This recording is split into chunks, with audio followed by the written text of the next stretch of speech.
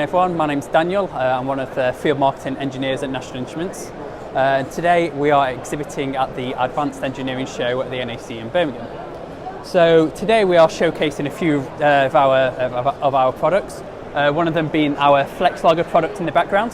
So that's a product which we released early this year with the idea that it's for people who want to acquire data, log data, display data on a screen, but don't want to actually have to program it themselves. It's designed for people who want to very quickly see that data, and so on. One of the main purposes for it is for the automotive industry, maybe for people who've got technicians, people who don't have that either ability to program or don't have the time to learn how to program themselves. In terms of industry IoT, NI is quite involved with industry IoT of things.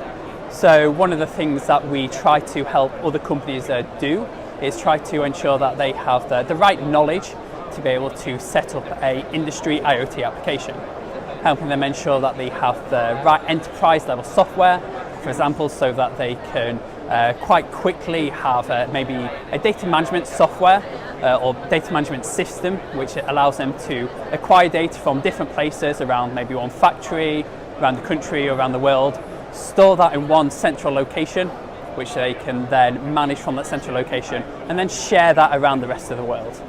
Example use cases of that have been, say with Jaguar Land Rover, they have quite an interesting case study on their NI website which does discuss the industry IoT and data management on an enterprise level.